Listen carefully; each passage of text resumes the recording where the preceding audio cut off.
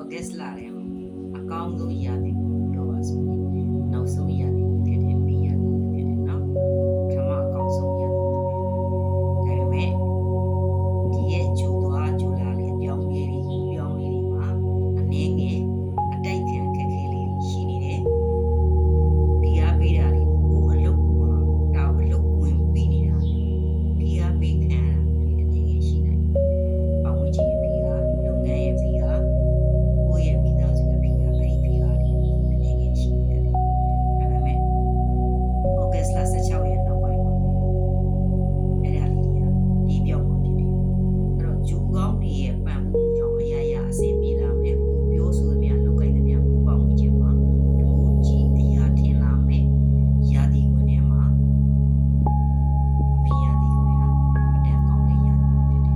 စနေဂျိုနောက်ပြန်သွားမှုပါလေသူဝီကြီးအရှုပ်တွေပြဿနာလေးတွေအနေငယ်ရှိရဲ့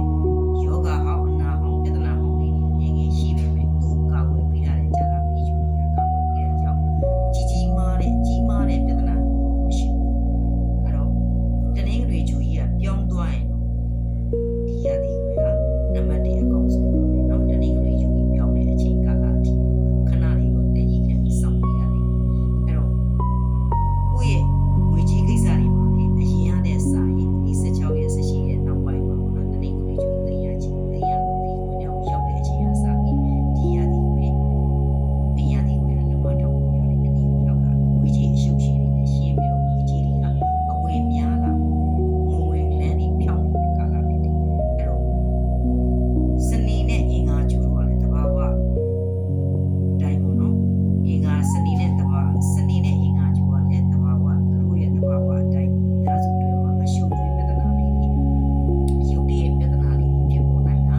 တိုက်ခံလေးတွေကြုံတွေ့တာလေးတွေအဲ့ဒါလေးတွေကလည်းရှိနေနိုင်တယ်ဒါပေမဲ့ပြဿနာတွေမရှိဘူး16ရက်နောက်ပိုင်းမှာတနင်္ဂနွေဂျူပြောင်းသွားပြီဆိုရင်တော့ဒီမယားဒီကိုတွေဟာ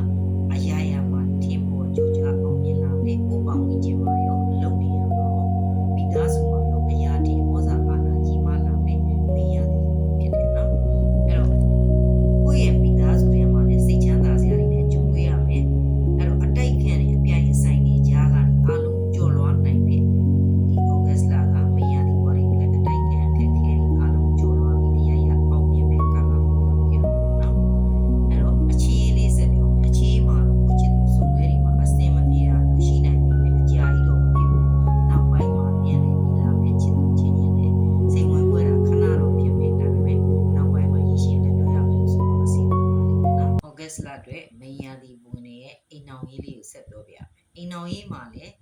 ဟိုကြီးမားမားပြဿနာဖြစ်တာတော့မတွေ့ရဘူးဒါပေမဲ့ဟိုတယောက်နဲ့တယောက်မခေါ်မပြောဖြစ်တာလေးတွေစိတ်ဆိုးစိတ်ကောက်တဲ့ပြဿနာရက်ကလေးတွေအဲ့လောက်ပဲအကြီးမားမားပြဿနာလုံးဝမရှိဘူးအိမ်တော်ရေးမှာလည်းအဆင်ပြေတဲ့ကာလဖြစ်တယ်လို့ပြောလို့ရတယ်နော်ပညာရေးကလည်းဂျာတာပရိဂျူကြီးလောလောဆယ်မှာတည်ငြိမ်သွားပြီဆိုလို့ရှိရင်အခြေအနေကောင်းလာပြီလို့မှတ်လိုက်တော့အဲ့တော့ဘာသာရပ်စကားတွေသင်ယူတာတွေသင်တန်းကျောင်းတက်တာတွေသင်တန်းတစ်တက်တာတွေပြည်ဝင်ခွင့်လျှောက်ထားတဲ့လူတွေပေါ့နော် scholarship လျှောက်ထားတဲ့လူတွေပြည်တွင်းပြည်ပမှာ interview ဖြေဆိုတာအလုပ်လျှောက်ထားတဲ့ကိစ္စတွေလည်းပြန်လည်ကောင်းမွန်လာတာကိုတွေ့ရတယ်ပညာရေးမှာထူးချွန်ထက်မြက်မှုတွေရှိလာပြီးတော့ထူးချွန်တဲ့ကောင်းမွန်တဲ့ရလဒ်တွေရရှိလာမှာဖြစ်ပါတယ်เนาะအဲ့တော့ကျမ်းမာရေးလေးလက်ဆက်ပြောမယ်ဩဂတ်လဘန်ဆိုင်းဘန်လောက်မှာပဲစနေဂျူနဲ့အင်္ဂါဂျူရဲ့ရိုက်ခတ်မှုကြောင့်စီးမျက်စိနဲ့ပတ်သက်တာတွေအယိုးစစ်နဲ့ပတ်သက်တဲ့ယောဂကိုလက်မအီမသာလေးလံထိုင်းမိုင်းတာလေးတွေဖြစ်လာရှိပေမဲ့တနင်္ဂနွေဂျူပြောင်းသွားတယ်ဆိုတော့လားလေပိုင်းလောက်ကစပြီးတော့အလုံးကောင်းသွားမယ်ယောဂတွေတက်တာလာမယ်เนาะထူထူယောဂတော့မရှိဘူးအမှုခင်းရင်ဆိုင်နေရတဲ့လူတွေကျတော့ဩဂတ်လထဲမှာရှုပ်ထွေးနေတာကိုတွေ့ရတတ်တယ်အဲ့တော့16ရက်နောက်ပိုင်းမှာအမှုခင်းနဲ့ပတ်သက်တာတွေဆောင်ရွက်တာပို့ပြီးတော့အဆင်ပြေတယ်ဆောင်ရွက်စေမှာလည်းထင်ရှားလာမယ်အမှုခင်းမှာ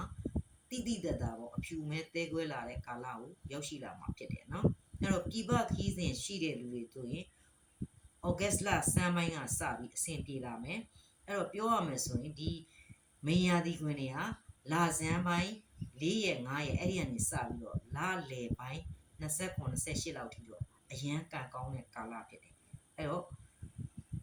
ခီးယာယီနဲ့ပတ်သက်လို့ဩဂတ်လအတွင်းမှာအစပြိုးတာလေအောင်မြင်ပါလိမ့်မယ်เนาะအဆင်ပြေနိုင်တယ် အဲ့တော့တနင်္ဂနွေသားတနင်္ဂနွေနေ့တိုင်းမှာပေါ့ဒီမိယာဒီဘွားတွေကကိုယ့်ရဲ့လုပ်ငန်းနဲ့ပတ်သက်ပြီးဖုန်းတကိုးတွေတောက်ပူပြီးတောက်ပတ်လာခြင်းနဲ့ဆိုရင်တနင်္ဂနွေနေ့တိုင်းမှာဟလာအဝါရောင်ပန်း၅ဘွဲ့နဲ့တောက်တော်ကြီး၅ဘွဲ့အိမ်တရားမှာရေတန့်၅ဘွဲ့ပေါ့နော်လှူပေးကြပါတန်ဃာတော်တွေကို